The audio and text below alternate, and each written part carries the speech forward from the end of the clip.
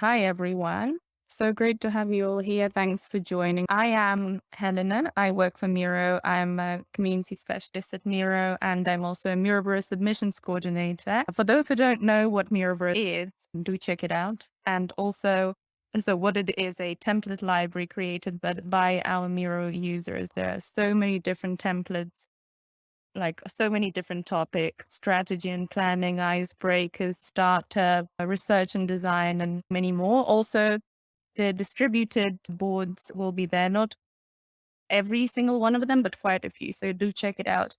And I have Philip with me. Philip is one of the Miroverse creators. That's how we know him at Miro. And he created a very fun and pretty and insightful board that we're going to, we're going to experience today all together. So Philip, I give you the mic. Awesome. And thank you so much. And also big thanks to everyone who is joining today. I see there are already quite a few people in the meeting, so very happy with that. Like Helena said, I'll be taking you through the Miro board that we created a while ago, which is available in the Miroverse. I'll share my screen with you. And before we dive in, I have very briefly a few slides that I like to go through. In short, I'll first introduce myself briefly. My name is Philip Wallage. Feel free to connect with me on any social media channel. I'm a big fan of LinkedIn. And I'll briefly introduce myself because I also wanted to give you a little bit of context on why I actually created the workshop that I'll be taking you through today. I'm, like I said, a digital designer. I've been working as a designer for over 15 years in one form or another. And this is a picture of more than 10 years ago. Back when I was young, there was a little bit more hair on my head, but as you can see, also not so much even at that point in time. With this small team, besides eating Subway, as you can see in the bottom, we were also creating websites for small, medium businesses. And more than often, they were small businesses. And whenever I would ask them, why do people choose your company or your product? I always hit a wall. I noticed that companies sometimes, or people got frustrated. Stop asking me these difficult questions. I just need a website. And I noticed I was focusing on the wrong area, the wrong type of companies. And I had to make a few changes. So as you can see, the picture was more than 10 years ago and a lot has changed since, but it was time to say goodbye to that company. So I had to say goodbye to that company and I switched to being a freelance UX designer. So it was a fun period of time, but I decided, like I said, that there wasn't really a good match between what I was doing and what I wanted to do. So 2 years ago, I founded BTNG. We focus on design thinking because we're going to focus on the board really in short. Design thinking is all about solving problems. And I think that, as I've seen in the chat so far, we have a lot of different people with a lot of different backgrounds and not only location based, but on a daily basis, we all focus on solving problems. And I think that's also why this board might be interesting to you. So as you can see here, we focus on creating user-friendly solutions, and we do that with user-friendly people. Over a course of 15 years, we've been fortunate enough to work for a lot of major companies. That's not something that I'm only really proud of, but I can all honestly say that with every client and partner we've worked with, we really learned a bunch. On every project, we always ask for feedback, and thanks to them, it's been possible for us to really work on our process and the way we approach things. So design thinking, we apply it to something that's called digital innovation. Whenever a company says, well, hey, we have a problem that we want to solve, and that can be on many different levels. It could be on, for example, that we're already delivering a service, which we think that could be better, work better, or people are having some bad experiences throughout that service.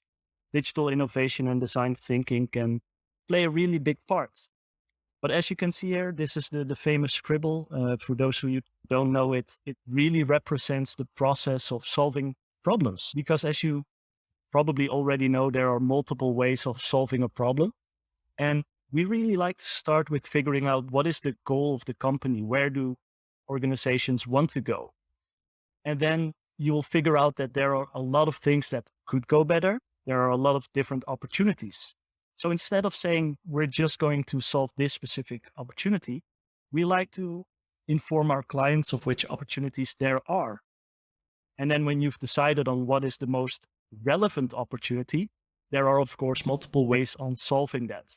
But with the workshop that I'll be taking you through today, we'll really be focusing on that first part. So the design thinking process is a process which includes the double diamonds, and it has two big parts. So in the beginning, first, we want to make sure that we're actually designing the right thing, that we're solving the right problem. And the second part really is about creating different solutions for that. And we're not going to deep dive in this because we're really going to get into the Miro board. That's why you all came. But keep in mind that figuring out what the problem actually is and what opportunities you have is a really essential part of going where you want to go. And at the beginning of a project, I don't know if you've experienced it in a similar way to me. Sometimes it feels like you're standing in the middle of a desert and you can go every direction. And which one is the right direction and why? How do you decide which direction you go into? So I was thinking, like, how amazing would it be if you can be in that position, but do it with multiple people? And that's also something that I think Miro is really essential in, bringing people together and working and solving problems together. As stated in the Miro verse, there is something called the desert of the unknown. And that's what we'll be going through today. And in order to do that, we'll have an interesting first little get together. And I will ask for some help from Team Miro here because we actually need a few volunteers. Thank you. So many people want to volunteer. That's great. Because of the screen share, I don't believe I see the cursors. But I would like to ask the people who volunteer, please write your name instead of participant number so I can also see who we will have on the main stage. And thank you so much for helping us out. We still have a few spots left for a couple of volunteers. If you're interested, I see we have 1, 2, 3, 4, 5, 6 people. And for those who volunteer, feel free to write your name instead of participant number, and then we'll know that those slots will be taken. And there is one in the bottom left, which is participant 7, if someone wants to join. And I will explain as we go along. So the first part is actually about collecting information. And the way we do it quite often and the way we would like to do it is actually to talk with stakeholders. And stakeholders is anyone who is important to the project. The reason why we say stakeholders and not necessarily customers is because a colleague or a person who uses it, which isn't a customer, could also be a valid stakeholder. So let's imagine that we have an interview, because we have, and it's a short interview of about 6 minutes, which Helena and I will run through. It's fiction, so it's not a real interview. And keep in mind that these interviews normally can take up to 50 minutes. So we made a short version, so it might feel a bit different than a regular interview. But we would like everyone to, within their area, write along with all the different opportunities that you hear. So whenever you think, hey, what I hear now is interesting, or maybe I could do something with that, or have an idea, feel free to write it down, quantity over quality. So don't be afraid that you're writing something down that you won't use. And with your permission, Helena and I would like to jump in the interview. Yeah. Don't judge my acting skills too much. I'm trying to act as well as I can. But yeah, please, I hope this will be fun. My acting will be fun at least. Great. It will be fun for sure, but I'm sure it'll also be useful. Helena, are you ready? Okay. Somebody wrote, what's your IMBG link, Helena? Well, not this, guys, after this, because this is recorded, I expect to get my IMBG link. So stay tuned. Stay tuned. Ready nominations. Yes, exactly. All right, here we go. Hi, Helena. So today we'll be talking about your business and the challenges you face in order to figure out what opportunities we can help you with. Hey, that sounds awesome. Where do we begin? Okay, first tell us a little bit about yourself and your business. So I'm Helena. I work and live in Amsterdam, and I run a small company called Work and Bed. We help people who work remotely to find a place to stay that not only allows them to work while they're there, but also it matches their interests. Okay, that sounds great. What kind of interests are you talking about? We've noticed that many people who work remotely are taking better care of themselves than they used to. A lot of people are into mindfulness now, meditation, yoga, and things like that. So we make sure that that's the one of the interests people can really discover. Okay, got it. What made you choose this type of direction? There are more than enough places out there where people can find a place to stay, really. We're definitely not unique in that front, but coming with working the remote way makes things very different. Okay. Before we open on a new subject, can you tell me more about the other types of interests people can look for when it comes to a place to stay? Some people want to combine their stay with shopping, restaurants, and things like that. So they prefer to have a stay in the city. Other people, after a long day of work, they just prefer to leave the door and surround themselves with nature. So besides the more common stay, we're always looking for new places for people just to stay, and especially in nature, really. Okay. When you talk about actively looking, why is that important? Like I said, we're not really unique when it comes to a platform on which people can find places to stay. So what we do is we actually spend a lot of time reaching out to a lot of small cabins to see if they're available for rent. So this way we try to obtain a unique offering. It takes loads of time to find new offerings and make them available on the website. Yeah. Okay, and when we talk about the time it takes to find new offerings and make them available on the website, what would that process look like? We do loads of Googling, that's for sure. We reach out to travel agencies, but also people who are renting out a second home.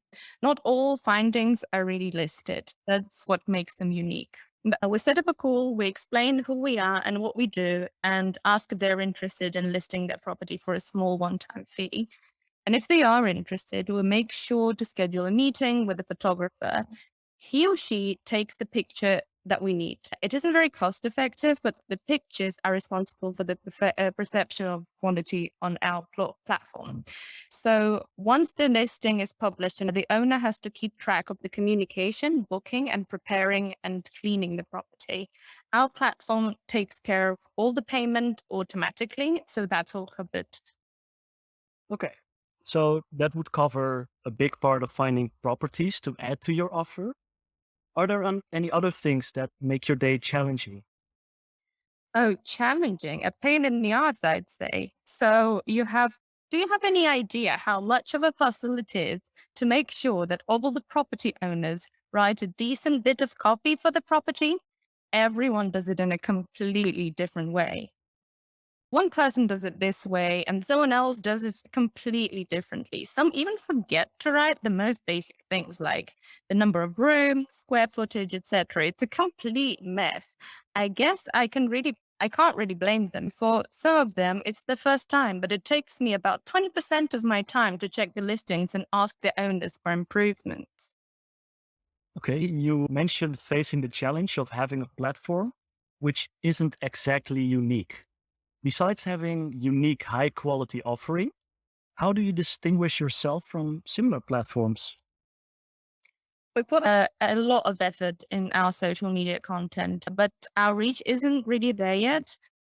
I think perhaps we should see what we can do to get more followers on Instagram. I bet the photographer's pictures could really help us with that. On the other hand, the effort with the photographer is costing loads of time. It would make my life a lot easier if the owners of the property would schedule their own appointments with photographers. Okay, Helena, thank you for your honesty. It sounds like you found an amazing opportunity in the market, but still have a lot to figure out. I believe your concept can really work if you find the right solution to your challenge. I wish you good luck. Thanks very much. Yeah, I hope so. I hope it will work. Okay, can we get a good applause for Helena and the chat? We can all be very thankful for there. It's really good to see that while we were doing the interview, that a lot of people were able to take a lot of different notes. And quite often, multiple people take multiple notes. So what you normally want to do is figure out what of your notes do you think are most relevant. And as I stated before, this was an interview of 5 or 6 minutes. Well, normally it's a 45 to 50 minutes. So there might be a little less notes than you would normally have, but we want to figure out which ones we think are relevant. And what you can't do in a setting like this is that we would start with Joel and then to Natalie or Alejandro and go through everyone's notes individually. That's a lot of time. So what you want to do is actually ask the participants to filter themselves a little bit. So as you can see underneath your note-taking area, there are a couple of orange dots. We call these voting dots, and we actually find it quite useful in a lot of our workshops. So what we would do now, and I would ask everyone on the main stage to do that, is to drag a few of these dots on some of the notes that you would find most valuable, that you would say, hey, I've heard a lot of different things, but these are the ones that really stand out to me. So I also see Aaron, Jenny, Caroline, Marina, Zana, everyone is moving along quite nicely. And please keep in mind that for this workshop, for this talk today, we have about 20 minutes remaining. So we will go through it in a little bit of a higher speed than you would normally do. But the reason behind it is because we want to make sure that you understand the exercise and the exact scenario of the scenario of the content. It's a bit subjective to that. Okay, Yeah. a lot of good notes. And what we would do normally now is to ask everyone to go through their notes and see how we are able to formulate a note group. Because what we would probably see is that some people have picked up on the same thing. And I'm just going to take a little bit of liberty here. Helena, what do you think? Would you have some ideas for the note groups? Yeah, I want to, oops. I'm going to, I'm trying to see what kind of ideas we have here and maybe based on similarities, we can group people. So we have wellness, a lot of some wellness, better health, travel agencies. I think guys, there are a lot of similarities here. So the way I would go then is just, so we have 6 groups and we have 10 people. So let's say Joel and Natalie and Alejandra, if you can go to node group 3, that would be great. What do you think? I would like to see if we can use those note groups for more of a grouping or a topic. So for example, and I'll take some liberty here, we heard a couple of challenges, for example. So one of the challenges that we heard was of course, the copywriting. So making sure that the people, so I would say probably one note group would be maybe photography, because there was a lot to do about photography. I heard things like scheduling an appointment with a photographer or using the photos of the photographer for social media. We finding unique listings, copyright. Yeah. Okay, that's smart. Now I can understand it. I understand your logic better. Yeah, so we would go through the notes and figure out what are the common topics. What are like the things that we keep hearing or keep seeing back in the notes. Yeah. So Marina was also really active. She took quite a few on copywriting. Zona, writing copy. Yeah, talking about the concept. So it is a working match. We talk to travel agencies. So Yeah. maybe something on how to grow your listings. And I think probably talking to travel agencies could be a good one. So Zana, can you help me out with moving those travel agencies to the finding listings? And normally you would take, for example, like 10 minutes or 15 minutes to figure out what the groups are, and then making sure that everyone places their notes within that group. How are people in the chat and watching along? Does this make sense, or any questions so far? I can see, I can see, I could see some comments here. So property owners need more training for understanding the platform. So that's something to do with finding listings as well and kind of communication, and then listing quality, standardization of copy, quality photos, etc. That's really a big pain point for me and my company. Yeah, as I mentioned, it's Corina mentioned pain points. Helena's time is overbooked. I think that's a really good one. As a topic, we could say something like, what are time savers, or how can we save time? Yeah, and Tiago mentioned, makes a lot of sense to structure it this way. And Tiago, you're absolutely right. What I really like about this way of working with the template and with Miro, you're working together where everyone has taken notes. We found some common factors, and now everyone is putting in their notes as an inspiration. So that would be like another step that we've just finished. So what we've done now is we've done the interview, everyone's taken notes, and we've created groups and everyone placed their notes within that. Morgan asks, how many note takers would you have in an interview? It seems like a lot of people on the call could overwhelm the participant. A good question. Normally, when we interview someone, there's only the person who asked the questions and there's one person who is being interviewed. And normally the rest just observes. So they would turn off their mic, they would turn off their camera, or it could be recorded and the team rewatches the interview. For Oliver to agree on topics, I think it would make sense to schedule or structure your interview. So you would ahead of time say, okay, what do we actually want to know more about and which questions can we ask? And that could also be your grouping if you want to do that ahead of time. That's, yeah, definitely. Oh, sorry, Helena? no, I think we're pretty much good with the clustering. I'm curious what would come next for my business planning. Okay, we have a few different groups, as you can see. And I don't know if everyone is familiar with HMW. It stands for How Might We? And How Might We's are a really nice way to reframe challenges or problems. What you want to get away from is a lot of negativity. So for example, when people would write down copywriting takes up a lot of time and people are really horrible with the copywriting for their listings. How could we rephrase that? So I'll join the team here in the bottom left with the group copywriting.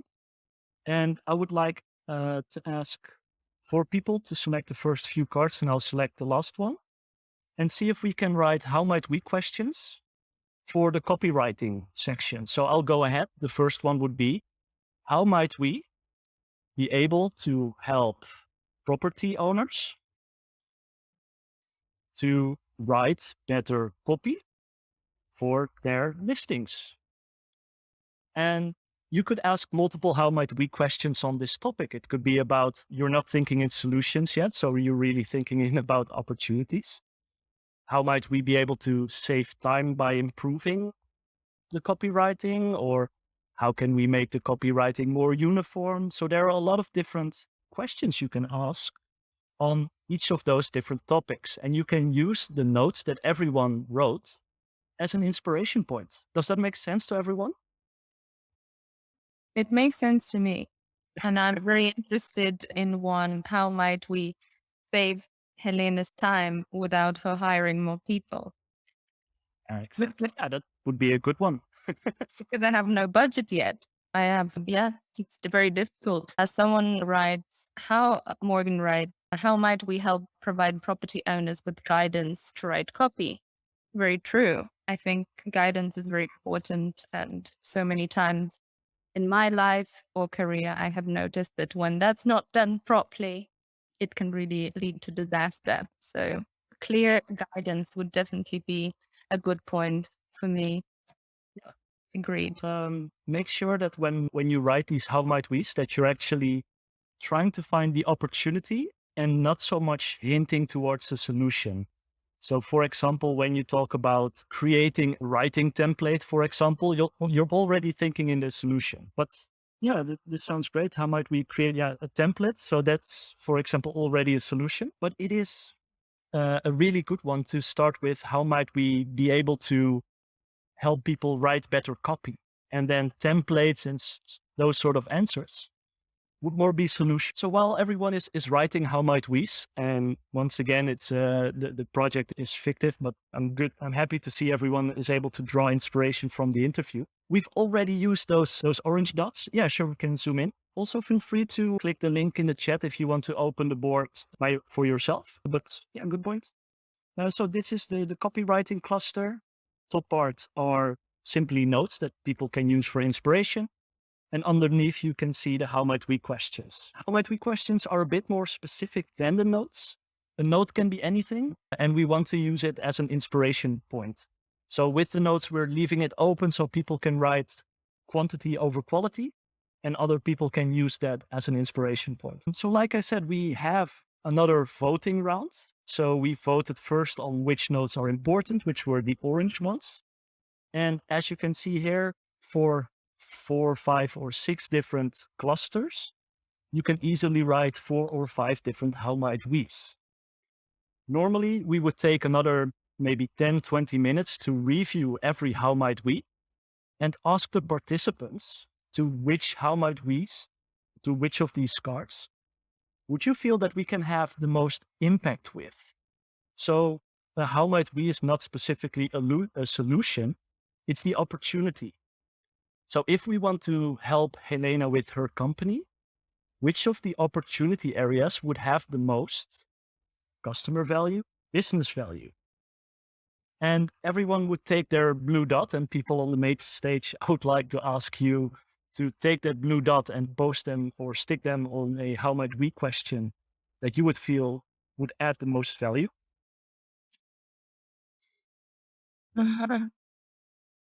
And I see some blue dots moving, which is great. So we have a couple of how might we's that we want to take with us to the next step. And I will just copy paste a couple because once again, it's more about the template and the way it works than the exact outcome. And we have this little matrix here on the right side. For the people who are joining in their own Miro environment, you might want to zoom out a little bit to find it. And this would be the place where you take those how might we's, because once again, we've already identified a lot of different opportunity areas. And the way you would go about this is you would start with, of course, one opportunity or one how might we cards. And you would say, okay, let's put it in the middle. And we would start first on a vertical level for our business. How much value could this offer? So for example, how might we make owners want to have better copy? It's a good question because if we have better copy, we would rent out more, so it would have a lot of business value. Would it also have a lot of customer value? I think if you can convince people that those how might we's, or sorry, the better copy would actually help the customer as well, it would also offer them a lot more value. So we would probably place this somewhere in the top right.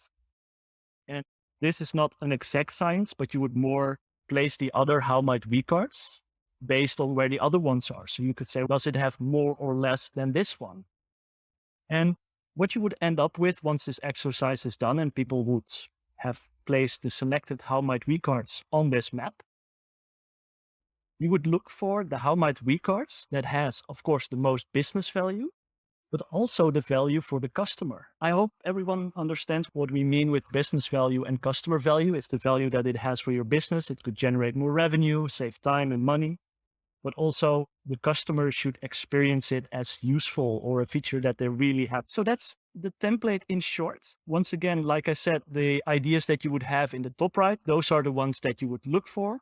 Those are the opportunities that have the most market and product fit.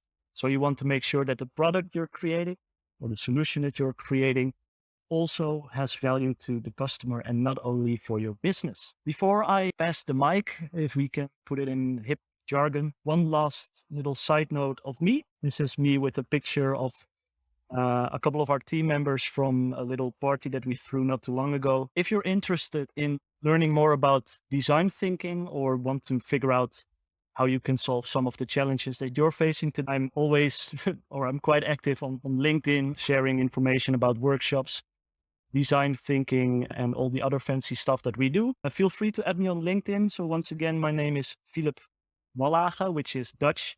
It's Wallace, but with a G. I really look forward to, getting to learn more people, getting connected with more people. And I'd really love to hear what you think about this way of working, this workshop, this template, and if you'll be using it. So if you have any feedback for me, feel free to let me know. And Helena, I think you want to. Yeah. So first of all, I can see a question from Morgan, and I think that it's quite interesting for everyone. So how long do you give for this exercise? And are you doing the whole template for each stakeholder? I think, yeah, we had a very brief kind of run through. So I imagine it takes much longer, as you mentioned. An interview can take up to 45 minutes, an hour. So yeah, Yeah, it's a good question, but it's a little bit complex. This one is a really explorative workshop. In the beginning there, like I said, when you're standing in the desert, there are a lot of different directions that you can go into. And we've interviewed, in this case, the owner of the business. So we specifically talked to her and her needs.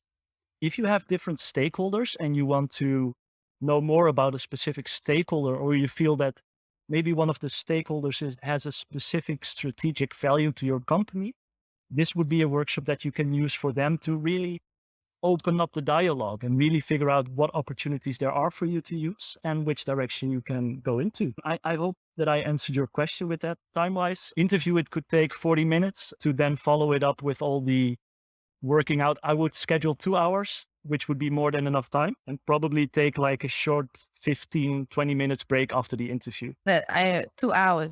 That's a long time, the whole thing. Yeah, that's quite a bit of work. So guys, if you do use this template and do run an interview of such a long time, it would be really interesting for us to hear, I'm sure, how it went. I can see some questions about Miro, about this template being available. This template is already available on Miroverse. So it's miro.com/Miroverse, not just miroverse.com. It will lead you there. And then the template is called Desert of the Unknown. And it's also in a distributed 2021 fold. If you guys want to get published in Miroverse, first of all, just check out the space. It's amazing.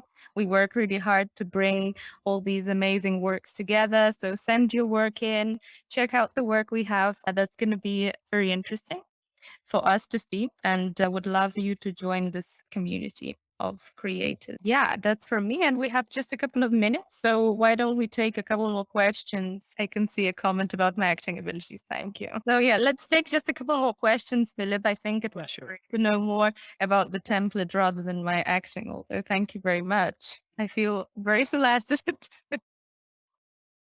Okay, so I can see for me, the time required to unpack and cluster an interview is usually 3 times the time used for the interview itself, meaning 1 hour interview will require 3 hours of completing the board. Yeah, that sounds about right. Of course, it depends on the type of interview and who you have on the other side of the screen. But yeah, I really would suggest don't underestimate the amount of work that you get from an interview, because there are so many things that you can hear, you can discover, and one thing can lead to another. So also, which is also part of that note taking. So that's why when people take notes and you share them, it can also inspire a lot of different people on new ideas as well. But yeah, it can take quite a while. I see one from Luis. I hope I pronounce it. Have you ever tried something like this, but with or one interviewee, something like a discussion panel? I haven't done this one with a discussion panel. I don't think that would affect it too much. I think having multiple people wouldn't make this different. It might be that you would gain more or different insights, but I think the format can still stand. Okay. All right. Interesting. And would you always do the group names first? Marina asks. Normally, I would leave it open since it's a very explorative interview. I think it's always good to prepare your interview. So make sure that you've got a couple of topics and questions that you want to talk about. Make sure you keep asking why. But I think I would advise to leave those topics open, because you really want to keep an open mind when you do those interviews to learn more things about or discover new things. So if you would already have a set mindset or a fixed mindset on what the outcome would be, you're maybe limiting the process a little bit.